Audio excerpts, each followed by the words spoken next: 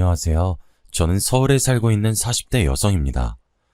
오늘 여러분들에게 금지된 유혹에 빠진 한 남자 때문에 겪은 일을 말씀드릴까 합니다. 이 금지된 유혹에 빠진 남자는 어처구니 없게도 제 남편입니다. 더 정확하게 말하면 전 남편이죠.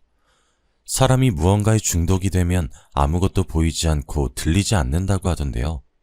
알코올 중독이나 도박에 빠진 사람들은 오로지 술과 도박만 생각하게 된다고 합니다. 오직 그것을 위해 인간이길 포기한 사람도 있다고 하죠. 전 남편이 술이나 도박에 빠진 것은 아니었습니다. 하지만 아주 엉뚱한 것에 취해서 정신줄을 놓아버리고 말았네요. 그러면서 저한테 해서는 안 되는 끔찍한 짓까지 저질렀는데, 남편이 저지른 짓을 생각하면 차라리 알코올 중독자나 도박 중독자가 더 나을 정도입니다. 도대체 무슨 짓이길래 이렇게 설명하는지 궁금하실 테니 전 남편과 제 인상을 아작낸 은밀하고 위험한 유혹이 무엇이었는지 말씀드리도록 하겠습니다. 제 좌우명은 어렸을 때부터 절대 빚지고 살지 말자였습니다. 이런 좌우명을 가지게 된 건 모두 아버지 때문이었죠. 평범한 회사원이었던 아버지는 한순간에 귀신에 울린 듯 어떤 것에 푹 빠져서 중독이 되어버렸습니다. 바둑이나 등산같이 흔한 취미생활 하나 없이 매일 집과 회사만 오가던 아버지께서 골동품 수집에 빠져버렸는데요. 그 계기가 여름 휴가철에 떠난 강원도 가족여행이었습니다. 아버지가 저희를 차에 태우고 어디로 갈까 의논하고 계셨죠. 여보, 오늘은 마을에 오일장이 선다네? 거기 구경 갈까? 시골 장터에 볼 게 뭐가 있다고 구경을 가요. 볼거리가 많아서 가는 게 아니야. 시골장은 사람 구경하러 가는 거지. 그렇게 가고 싶으면 가요. 가고 싶은 데도 없는 것 같은데. 그 길로 아버지가 엄마와 저를 데리고 장터로 가셨습니다. 도시에서만 살던 저는 시골장은 시시하고 재미가 없었습니다. 하지만 아버지는 달랐죠. 장터에 들어서자마자 즐거워하시는 게 눈에 보이셨습니다. 그래, 바로 이런 게 사람 사는 재미지. 시골장에서 느낄 수 있는 재미가 흥정하는 맛이라며 이것저것 흥정을 시도하시더라고요. 아버지께서 노점에서 파는 채소 같은 것도 사셨는데 덤을 엄청나게 받으셨습니다. 그러다 아버지께서 시장구석에서 파는 도자기를 발견하셨죠. 그냥 옹기나 그릇들이 아닌 뭔가 특이하게 생긴 도자기였습니다. 아버지께서 그 도자기를 가리키며 묻더군요. 영감님, 이건 얼마에 파시나요? 아버지가 묻자 할아버지는 의미를 알 수 없는 미소를 지으셨습니다. 이게 마음에 들어? 내가 싸게 해줄게. 이게 바로 선조 때부터 대대로 내려오는 거야. 아주 귀한 거라고. 귀한 건데 왜 싸게 파는 거지? 제가 의심을 하고 있는 사이 아버지께서 마음에 드는 도자기를 하나 고르셨어요. 그러니까 옆에서 엄마가 아버지를 말리시더라고요. 여보, 이런 건 뭐하러 사요? 화분으로도 못 쓰겠구만. 어허, 화분은 무슨? 그냥 장식용이지. 아버지는 진짜로 그 도자기를 거실 장식장에 놓아두었어요. 그런데 몇 달 후에 뜻밖의 일이 벌어졌습니다. 집에 놀러온 아버지 친구분이 거실에 있는 도자기를 보고 엄청나게 비싸 보인다며 감정을 받아보자고 하신 겁니다. 친구분도 골동품 수집을 취미로 하고 계셔서 상당한 안목을 가지고 계셨거든요. 그래서 아버지께서 깜짝 놀라 도자기를 꺼내서 자세히 보여주었습니다. 이게 얼마짜리 같아 보이는데? 그냥 시골 장터에서 10만원 주고 사온 거야. 이런 게 값 나갈 리가 없어. 아니야. 야, 내가 보기에 그것보다 훨씬 비싸 보여. 내가 잘 아는 골동품상 있으니까 한번 가보자. 어차피 믿져야 본전이잖아. 친구분의 말을 듣고 아버지가 신이 나서 도자기를 들고 가셨습니다. 저는 친구분이 잘못 본 거겠지 싶었는데 진짜로 그 도자기가 조선시대 전통 도자기가 맞다고 하더군요. 감정가는 무려 2천만 원이라고 했습니다. 아버지가 깜짝 놀라 이게 2천만 원이 맞냐고 되물으니 골동품상이 자기한테 팔라고 도자기를 탐냈죠. 네, 2천만 원 맞습니다. 제가 1,000만 원 더 쳐드릴 테니 저한테 넘기시죠. 다른 곳에선 2천만 원 이상 안 해줄 겁니다. 골동품상은 현금 3천만 원을 내놓으면서 도자기를 팔라고 했어요. 당연히 아버지는 이게 웬 횡재냐 싶어서 도자기를 넘겨주고 왔죠. 졸지에 횡재를 한 아버지가 그때부터 골동품에 눈이 멀기 시작했습니다. 직장까지 그만두고 골동품 수집 광이었던 친구분과 같이 전국을 누비고 다니게 되었죠. 그 당시 저는 고등학생이었습니다. 그렇게 어린 나이가 아니라서 아버지가 어떤 행동을 했는지 전부 다 기억하고 있었는데요. 날마다 아버지가 골동품을 잔뜩 사와서는 친구분과 진지하게 물건을 들여다보며 토론을 하고 있었습니다. 그래서인지 1년이 채 지나지 않아서 아버지가 가지고 오는 희한한 물건들이 집안을 가득 채우게 되었습니다. 골동품 때문에 엄마와 아버지가 싸우는 일이 빈번했죠. 여보, 이제 그만 좀 해. 이런 잡동사니들 사서 뭐 하려고 그래? 잡동사니가 아니라 보물이야. 곧 부자가 될 테니까 당신은 가만히 있어. 아유, 내가 못 살아 정말. 당신 없을 때 싹 다 버려버리던가 해야지. 말로만 버리겠다 잔소리하던 엄마가 참지 못하고 고물상을 불러버렸습니다. 아버지 몰래 모아놓은 물건들을 전부 버려버리고 만 거죠. 예상대로 아버지는 텅 빈 집안을 보자마자 소리를 지르며 난리를 피우셨습니다. 이 여편네가 미쳤나? 그게 어떤 물건인데 전부 버려? 그런데 손찌검까지 하실 줄은 몰랐죠. 아버지는 불같이 화를 내면서 엄마 뺨을 내리치셔서 깜짝 놀랐습니다. 그때 봤던 아버지 눈빛도 아직도 생생하게 기억이 납니다. 뭔가에 단단히 홀린 듯한 눈빛이었죠. 아버지는 엄마에게 사과도 하지 않고 그대로 고물상을 찾아가 물건들을 다시 가지고 오셨습니다. 미친 사람처럼 골동품에 집착하던 아버지는 골동품을 사칭한 사기도 여러 번 당하셨습니다. 시가로 5천만 원이 넘는데 소유자가 급한 사정이 있어서 싸게 판다는 말만 믿고 샀는데 알고 봤더니 정말 가치도 없고 쓸모없는 것들이었죠. 좋은 목적으로 취미를 즐긴 게 아니라 로또처럼 일확천금을 노렸던 아버지는 당연히 골동품에 대한 안목이나 지식이 있을 리가 없었습니다. 그러니 가진 재산은 점점 줄어들었고 빚은 점점 늘어만 갔습니다. 여보, 이제 그만해. 지연이도 대학교 들어갈 텐데 등록금은 어떻게 하려고 그래? 제발 정신 좀 차려. 엄마는 아버지에게 애원해보고 소리도 질러봤지만 아버지는 듣지 않으셨습니다. 돈이 없으면 대출받거나 지인들에게 돈을 빌려서라도 골동품들을 사 모으셨어요. 그래서 저도 대학 등록금이나 용돈은 제가 벌어야 했죠. 3년이나 더 지나자 아버지께서 모으신 골동품이 너무 많아져서 집에서 보관하기 어려워졌습니다. 그래서 창고를 빌려서 보관하게 되었는데요. 하지만 창고에 불이 나면서 아버지는 5년 넘게 모아놓은 것들이 한순간에 사라지고 말았습니다. 그날 이후로 아버지는 살아갈 희망을 잃어버리고 폐인처럼 집에만 틀어박혀 지내셨는데요. 엄마가 아버지를 강제로 데려가 정신과 상담도 받게 하고 입원 치료도 해봤지만 소용이 없었어요. 마음에 생긴 병은 몸에도 영향을 미쳐서 뇌졸중까지 찾아오게 되었습니다. 아버지는 끝내 그 병으로 3개월 만에 세상을 떠나시고 마셨죠. 아버지는 돌아가셨지만 빚은 대물림 되었습니다. 아버지가 돌아가신 뒤에야 저는 아버지가 엄마와 제 명의로 빌린 대출이 있다는 사실을 알게 되었죠. 저는 대학 졸업반이라 대기업을 목표로 그룹 스터디도 하고 있었습니다. 열심히 취업 준비를 하고 있었는데 이제는 그런 준비할 필요도 없겠더군요. 공부를 하다 집에 오니 엄마가 은행에서 날아온 서류를 펼쳐놓고 넋이 나간 듯이 멍한 표정으로 앉아 계셨습니다. 지연아, 어쩌면 좋니? 네가 전생에 네 아버지한테 죽을 죄를 지었나 보다. 그래서 내가 이렇게 고생하나 봐.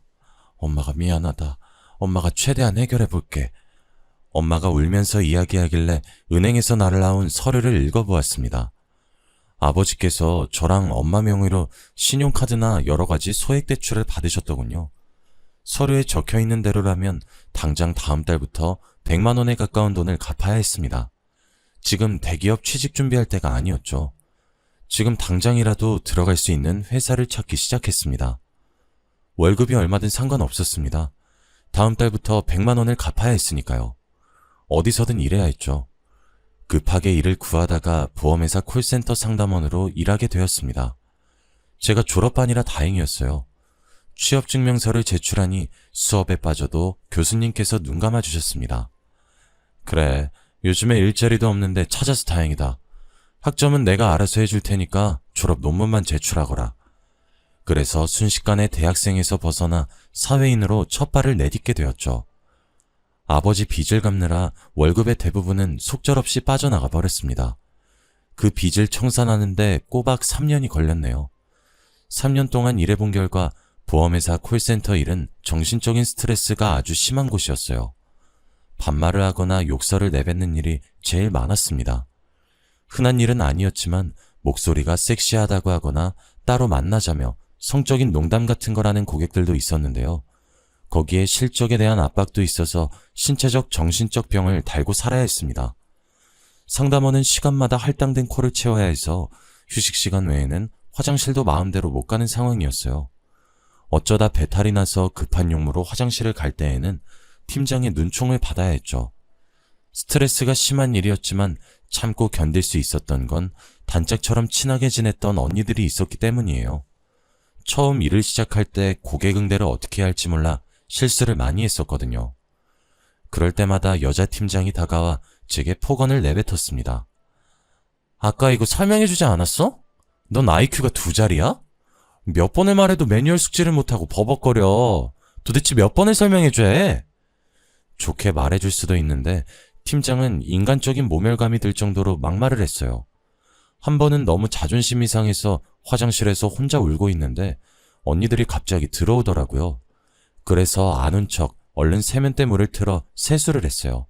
그랬더니 언니들이 저를 위로하는 거 있죠? 야, 울 거면 시원하게 울어. 눈치 보지 말고 울어버려야 속이 풀리더라. 팀장, 저것 원래 안 저랬는데 남편이 바람나서 이혼하더니 더 저러는 것 같아. 어리고 예쁜 네가 이해해줘라. 팀장 남편이 진짜로 바람 폈는지 모르겠지만 그 말을 듣는데 실소가 새어나오더라고요. 제가 웃음을 터뜨리니까 언니들이 울다가 웃으면 엉덩이에 뿔 난다며 장난을 걸어주셨어요. 그 후로 언니들이 제가 팀장에게 당할 때마다 여러모로 도와주었어요. 팀장 뒷담을 하며 친해지다 보니 저희들 셋은 정말 절친이 되었죠. 점심시간에 같이 밥을 먹거나 카페에 가서 놀고 오는 일도 잦았어요. 그래서 저희들이 아지트처럼 애용하는 카페도 따로 있었는데요. 총각인 사장이 운영하는 아주 작은 카페였는데 저희가 온 지 1년 정도가 지나니까 카페 사장님도 저희가 올 때마다 반겨주시더라고요. 어서오세요. 오늘도 김치찌개 드셨어요? 여기 근처는 그나마 김치찌개가 나아요. 사장님은 밥 드셨어요? 저도 김치찌개 먹어봤는데 맛있더라고요. 자주 오셔서 그런데 디저트로 치즈케이크 드릴까요? 어머, 서비스예요? 당연하죠. 매일 점심 먹고 와주시는데 이 정도는 해드려야죠. 그날만 사장님께서 서비스를 주신 게 아니었어요. 거의 2, 3주에 한 번씩 서비스를 주셔서 저희가 다른 카페 갈 거 꼭 이사장님 카페 쪽으로 발걸음을 옮기게 만들었죠. 그러던 어느 날 언니가 갑자기 점심을 먹다가 카페 사장님 이야기를 꺼냈습니다. 지연아, 너 그거 들었어? 뭐 말이야? 우리가 맨날 가는 카페 사장 너랑 동갑이라고 하더라? 정말? 나보다 어려 보이던데? 내가 퇴근 후에 가서 이것저것 물어봤는데 그 사람이 언니가 하는 말을 들어보니 사장님이 고등학교 다닐 때부터 커피 만드는데 관심이 많았다고 합니다. 그래서 고3 때 대학에 가는 대신 바리스타 자격증을 땄다고 하죠. 부모님을 설득해서 20살에 창업을 했다는 말을 듣고 기분이 우울해졌습니다. 누구는 27에 사장 소리 듣는데 저는 팀장 눈치 보면서 전화기만 붙들고 씨름해야 하니까요. 하지만 제 아버지가 인생을 그렇게 사신 거 누굴 탓해야 할까요? 그저 하루하루 열심히 살면서 평소처럼 점심엔 김치찌개, 후식으로 커피를 마시러 갔죠. 카페 사장님도 저와 동갑이란 걸 알게 되었는지 저를 보고 아는 척을 했습니다. 안녕하세요, 지연씨. 아, 제 이름 알고 계셨어요? 당연하죠. 저 저번 주에도 이름 부르면서 인사했는데. 언제요? 저는 못 들었는데. 우리 나이도 같잖아요. 편하게 말 나요. 이렇게 갑자기요?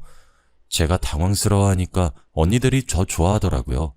둘이 뭐 하는 거냐고 호들갑을 떨길래 얼른 사무실로 돌아가자고 화제를 돌렸습니다. 언니들이 사무실로 돌아오는 길에 사장님이 나한테 관심 있어 보인다는 말을 하긴 했지만 못 들은 척 했습니다. 괜히 장난을 치는 거라고 생각했거든요. 워낙 놀리는 걸 좋아하는 언니들이 하는 농담이라고 생각했는데 날이 갈수록 사장님의 행동이 이상해 보였습니다. 저한테 다정하게 지연아라고 부르는 거나 제가 달달한 커피를 좋아하는 걸 알고 메뉴에도 없는 커피를 만들어준 적이 있었습니다. 그래서 조금 설레긴 했죠. 그러다가 사장님이 점심시간에 저를 보고 부탁을 했습니다. 요즘 퇴근 시간대에 사람이 늘어나서 힘들다며 퇴근한 다음에 카페에 들려서 일을 도와달란 것이었습니다. 일당은 두둑히 주겠다고 해서 퇴근 후에 카페로 달려갔는데요. 사장님이랑 똑같은 앞치마를 입고 일해서 그럴까요? 손님이 저희를 보고는 낯간지러운 말을 했습니다. 아이고, 부부가 같이 장사하니까 보기 좋네. 이렇게 말하고 커피를 가지고 가버려서 해명하기도 그랬습니다. 제 얼굴이 새빨개져서 아무 말도 못하고 있는데 사장은 뭐가 그리 좋은지 혼자 키득거리고 있었죠. 지연아, 너도 들었지? 우리가 부부래. 우리 잘 어울리나 봐. 무슨 소리 하는 거야? 또 이상한 장난친다. 그냥 지나가는 말로 하는 걸 거야. 근데 왜 아무 말도 안 했어? 싫으면 아니라고 말하지. 아니, 그냥 자기 할 말만 하고 가버리니까 그랬지. 그리고 막 싫지도 않았고. 나쁜 말은 아니잖아? 보기 좋다고 했으니까. 싫지 않다고? 그럼 좋아? 사장님이 그 말을 하는데 어찌나 설레던지 관심 없었던 남자였는데 점점 다르게 보였습니다. 그래서 생전 물어보지도 않던 이름이나 취미 같은 것도 물어보았죠.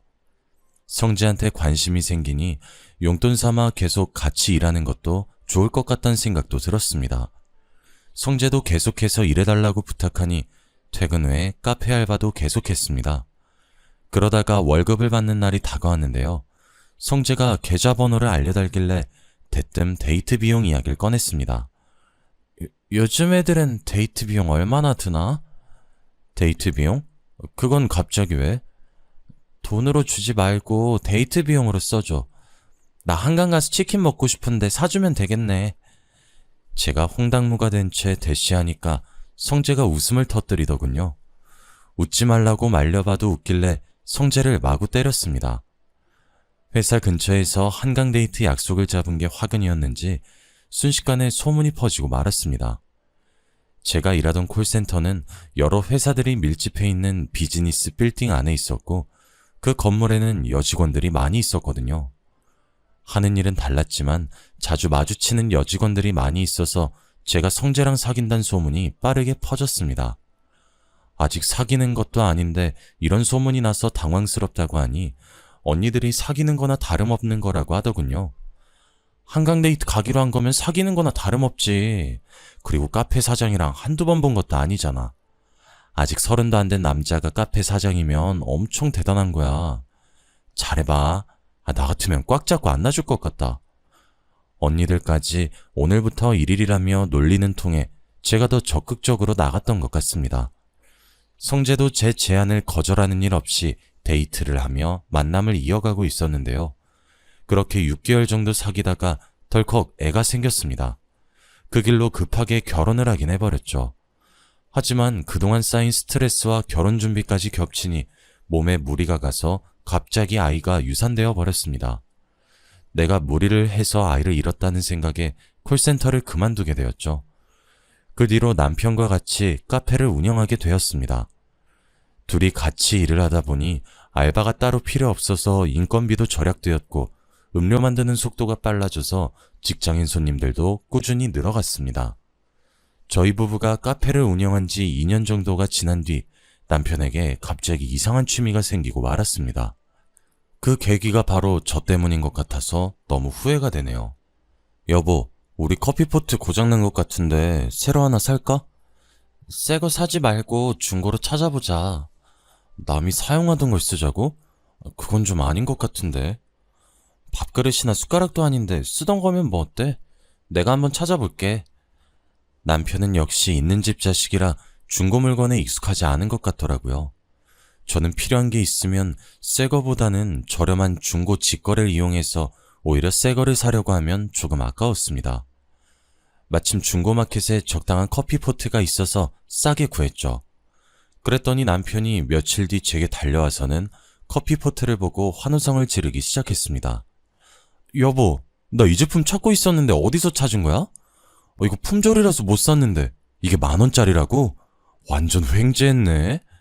거봐, 잘 찾아보면 새 거보다 좋은 애들 있다니까? 중고를 탐탁치 않게 생각하던 남편은 그때부터 중고마켓 매니아가 되었습니다. 필요한 게 있으면 자기가 먼저 나서서 중고마켓을 뒤질 정도였죠. 처음에는 남편이 워낙 알뜰해서 그렇다고 생각했는데 점점 더 심해져서 필요도 없는 물건까지 사기 시작했습니다. 마치 여성들이 쇼핑 중독에 빠져서 필요도 없는 물건들을 습관적으로 사들이는 것 같았어요. 남편이 핸드폰을 붙들고 중고마켓만 보고 있는데 머릿속에서 친정아버지가 생각날 수밖에 없었습니다. 한 번의 횡재로 골동품 수집에 빠졌다가 가정이 파탄나버린 아픈 경험이 있는 저는 중고거래에 몰두하는 남편이 걱정됐죠. 하지만 괜히 싸우고 싶지도 않고 아버지를 생각하고 싶지 않아서 외면했습니다. 저러다가 말겠지 싶었죠. 그러다 얼마 후 제가 애를 가지게 되자 남편이 카페에 나오지 말고 집에서 쉬라고 하더군요. 제가 유산 경험이 있다 보니 남편이 더 조심하라고 당부하기까지 했습니다. 임신 초기에 유산될 가능성이 더 크대. 집안일도 되도록 내가 할 테니까 집에서 스트레칭 정도만 해. 그럼 카페 일은? 요즘 손님 많아져서 혼자서 힘들잖아. 알바 구하려고. 중고마켓에 광고 냈으니까 당신은 집에서 쉬어도 돼. 아니, 중고마켓에서 알바까지 알아봐 준다는 거야? 나도 몰랐는데 거기 들어가면 없는 게 없어. 완전히 신세계야. 남편이 중고마켓에서 물건을 사다 못해 사람까지 사더군요. 빨리 구해진 알바 덕분에 저는 집에서 출산 준비를 하게 되었습니다. 다행히 이번엔 유산되지 않고 건강한 딸을 낳게 되었죠. 그때까지 집에서 전업주부 생활만 하다 보니까 동네 아줌마들과 친해지게 되었습니다. 전에는 지나가면서 인사만 하던 사이였는데 이제는 서로 집에도 놀러가게 되었네요. 틈만 나면 만나서 카페에 가서 살아가는 이야기를 하면서 수다 떠는데 재미를 붙이게 되었습니다. 동네 아줌마들은 카페 말고 미용실에도 자주 모이곤 했는데요. 집에만 있으면 친한 아줌마들이 전화를 해서 미용실로 저를 불러내곤 하였습니다. 그날도 아주머니에게 전화가 와서 받아보니까 왁자지껄 떠드는 목소리가 들리더군요. 새댁, 지금 집에서 뭐해? 우리 과일이나 깎아 먹으려고 하니까 빨랑 와. 이런 식으로 미용실로 놀러가면 남편이나 시댁 이야기를 했습니다. 어쩌다 누군가 바람을 피운다는 소문이 들려오면 아줌마들이 극도로 예민해졌죠. 한 번 찍히면 한 달 내내 그 이야기만 할 때도 있었습니다. 그러다 아줌마들의 관심을 자극할 만한 일이 생겼어요. 저희 동네에 새로 신축한 원룸 건물에 이사온 사람이 수상하다는 거 있죠. 이번에 이사온 젊은 여성을 두고 아줌마들끼리 온갖 이상한 추측을 해대기 시작했습니다. 내가 부동산에서 들었는데 원룸에 이사온 그 여자 유흥업소 도우미로 일한대. 아니야, 내가 듣기론 남편하고 이혼하고 위자료 받아서 원룸 얻어서 왔다던데. 그게 정말이야? 사실 둘 다 맞는 말 아니야? 헐, 설마 도우미로 일하다가 남편한테 걸려서 이혼당한 건가? 아줌마들이 원룸에 사는 여자를 두고 이혼녀에다 남자관계가 문란한 여자라고 근거도 없는 말을 만들어내더군요. 저는 그런 말을 잠자코 듣고만 있었지 어떠한 첨언도 하지 않았습니다. 그리고 얼마 지나지 않아서 남편의 수상한 밤나들이가 시작되었어요. 남편이 중고거래를 한다면서 꼭 밤 12시 넘어서 밖을 나가는 것이었습니다. 제가 왜 이 시간에 나가냐고 물어보면 남편이 귀찮다는 듯 둘러대다가 휙 나가버렸습니다. 내가 가게 문 닫고 들어오면 지금밖에 시간이 안 되잖아. 그 사람도 이 근처에 살아서 이 시간 괜찮다고 했어. 요즘 세상이 흉흉해서 범죄에 연루되거나 이상한 사람을 만나면 어쩌려고 저러나 걱정이 되었습니다. 그래서 남편이 오길 기다렸는데요. 밤늦은 시간에 아무렇지 않게 만나려고 하니 저는 당연히 상대방도 남자라고 생각했죠. 아무리 기다려도 남편이 오지 않자 어떤 괴한에 당했나 싶어 몇 번이나 전화를 걸어보았습니다. 남편이 끝까지 전화를 받지 않더니 새벽 3시 넘어서 들어오더군요. 그것도 술 냄새까지 풍기면서요. 여보, 설마 지금 술 먹고 온 거야? 쥐거래하고 오겠다며. 거래 끝나고 동호랑 같이 술 한잔 했어. 쥐거래한 물건을? 전화 왜 안 받은 거야? 깜빡하고 동호차에 두고 왔다. 당신 나한테 전화했었어? 너무 취해서 전화한 줄 몰랐어. 마음 같아서는 동호라는 남자도 중고마켓이랑 같이 지워버리고 싶었습니다. 동호라는 남자는 남편이 중고마켓에서 만난 사람이었습니다. 남편이 자주 만나서 거래하는 사람이었는데 동네 사람이라서 금방 친해졌다고 하더라고요. 지금은 형 동생 하면서 지내고 있다고 합니다. 저랑 주말을 보내고 있다가도 갑자기 동호 씨한테 전화가 오면 환하게 미소 지으며 나가곤 하였습니다. 동호야, 웬일이야? 내가 말한 컴퓨터 스피커를 직거래했다고? 얼마에? 오케이, 알겠어. 나한테 그거 팔아. 내가 밤에 찾아갈게. 남편은 일주일에 두세 번은 물건을 들고 나가거나 들고 왔어요. 남편의 중고거래는 취미생활이라고 생각하고 있어서 뭘 사든지 간에 신경 쓰지 않았죠. 적어도 아버지처럼 쌓아두지 않고 팔았으니까요. 가끔 그 돈으로 맛있는 걸 사주고 저한테 준 적이 있어서 오히려 좋았습니다. 그런데 얼마 지나지 않아서 남편의 중고마켓 사랑이 동네 아줌마들 사이에서도 알려지게 되었습니다. 제가 오랜만에 미용실에 들려서 수다를 떨려고 하니 아주머니께서 이상한 말씀을 하시더라고요. 어제 보니까 새댁 남편이 웬 남자랑 같이 있던데? 친구야? 새벽에 보셨죠? 아마 직거래하고 있었을 거예요. 손에 뭐 들고 있긴 했는데 직거래하는 것 같진 않던데? 네? 그게 무슨 말씀이세요? 미용실에서 친해진 아주머니께서 남편을 여러 번 목격했다고 하시더라고요. 아주머니께서 지하철에서 청소 일을 하고 있는데 출근 시간이 지하철이 끊어지는 밤 12시라며 출근을 할 때마다 남편이 낯선 남자랑 같이 있는 모습을 자주 보았다고 합니다. 그 모습이 매우 이상했다고 하길래 헛웃음을 지었죠. 에이, 마약 같은 거 판다고 생각하신 거예요? 우리 남편 그런 사람 아니에요. 아니, 이상하잖아. 새댁 남편은 그 남자하고만 거래? 내가 보니까 둘이 너무 이상하게 친한 것 같더라고. 아줌마는 분명 둘이 남자 사이인데 한 몸처럼 딱 붙어 있었다고 하더라고요. 그래서 저는 아주머니께 잘못 보신 것 같다고 어색하게 웃으면서 넘기고 말았습니다. 괜히 헛소문이 날까봐 얼른 화제를 넘긴 것도 있었습니다. 소문이 진짜면 어쩌지 하는 생각을 하루에 수도 없이 고민하던 때였습니다. 집에서 애만 보다가 어쩌다 한 번씩 미용실에서 아줌마들과 수다를 떠는 것에 너무 집착하는 것 같아서 다른 취미생활을 가지려고 결심했습니다. 구청에서 하는 문화센터 강좌를 신청했는데 그곳에서 원룸에 산다는 여자를 만나게 되었죠. 아주머니들이 도우미로 일하다가 남편한테 이혼당한 것 같다는 그 여자를요. 저를 보자마자 새침하게 모른 척하고 지나갈 줄 알았는데 생각보다 사근사근하게 절 반겨주더라고요. 어머, 안녕하세요. 건너편 빌라에 사시는 분 맞으시죠? 동네 지나면서 몇 번 봤던 것 같은데 인사를 못 드렸네요. 저 빌라 앞 원룸 건물 거기 사는 사람이에요. 네, 반가워요. 문화센터 강좌 신청서를 쓰고 있었는지 신청서에 이름이 적혀 있더군요. 그 여자의 이름은 정세희였습니다. 세희 씨에게 대해 너무 많이 이야기 나눠서 잘 알고 있었지만 일부러 모른 척 했습니다. 제가 일부러 못 본 척 지나가고 무시하는데도 세희 씨는 먼저 다가와서 제게 인사해 주더라고요. 해프고 질이 안 좋은 여자로 소문이 나 있어서 웬만하면 피하려고 했지만 강좌를 들으면서 대화해보니 교양이 있는 지적인 여성이었습니다. 세희 씨는 프리랜서로 웹디자인 일을 한다고 하더군요. 부침성 있는 싹싹한 성격이어서 저랑 몇 번 말 섞지 않았는데 언니라고 부르기도 했습니다. 저도 세희 씨라고 부르다가 세희라고 부르며 말을 편하게 하기 시작했죠. 시간이 지나 세희가 집으로 놀러오라며 초대하는 일도 있었습니다.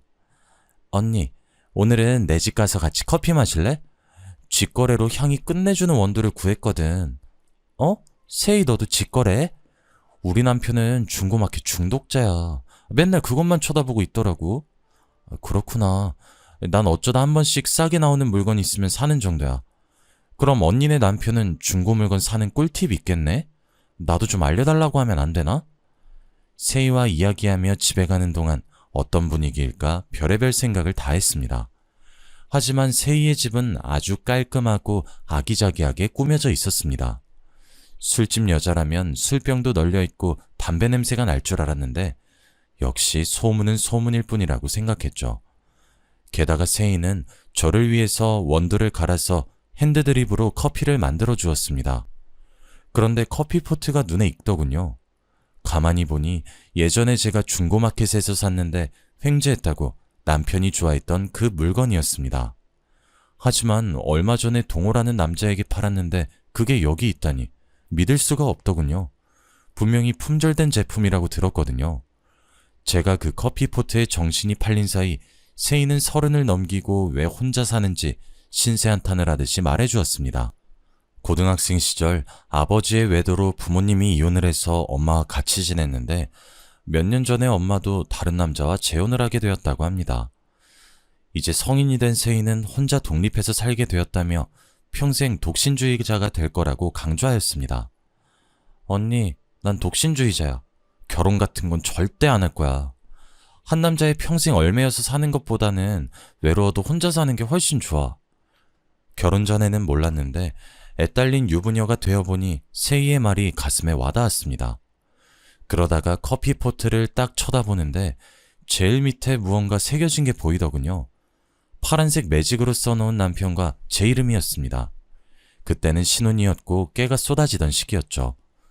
남편이 워낙 커피포트를 아끼길래 내 거라고 장난으로 이름을 써놓았는데 남편도 따라 제 이름 옆에 자기 이름을 적어두었습니다. 설마 남편이 세이한테 커피포트를 준 것일까요? 그럼 동호 씨가 세이라는 소리일까 싶어서 왠지 모를 불길한 예감이 저를 덮쳐왔습니다. 저는 애써 아닐 거라고 생각했죠.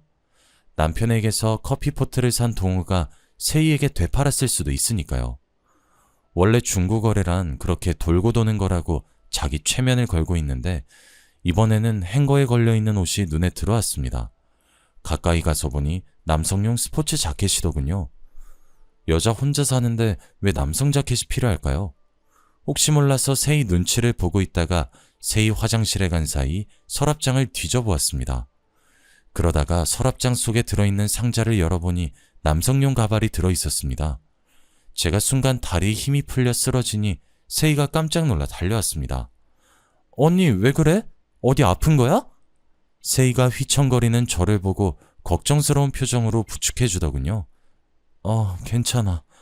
내가 딸애 낳고 빈혈이 생겨서 한 번씩 어지러워. 나 집에 가서 좀 누워야겠다. 이렇게 말해놓고 속으로 이를 갈았습니다. 며칠 뒤에 남편이 어김없이 동호를 만나러 가더군요. 남편을 몰래 따라가야겠다는 생각이 들었습니다. 증거를 확실히 잡아야 저도 이 말도 안 되는 순간을 받아들일 수 있을 것 같았습니다. 제 예상대로 남편이 어두운 곳에서 키가 작고 왜소해 보이는 남자를 만나고 있었습니다. 그래서 조용히 다가가 제가 동호라고 알고 있던 놈의 가발을 확 벗겨버렸죠. 역시나 세이가 저를 보고 놀라서는 눈을 동그랗게 뜨고 있었습니다. 뭐야, 왜 남의 머리를... 어머, 언니, 너야? 네가 진짜 우리 남편이랑 바람 폈어? 아니야, 난 진짜 중고거래하려고 나왔는데... 중고거래하려고 나왔는데 남장은 왜 하고 나온 거니? 왜, 내가 알아볼까봐? 바람 피는 거 들킬까봐? 아니야, 그런 거 아니라니까? 아니긴 뭐가 아니야. 네가 아주 간이 배 밖으로 나왔구나. 나랑 언니 동생 하면서 남편하고 바람을 피워? 네가 그러고도 제정신이야?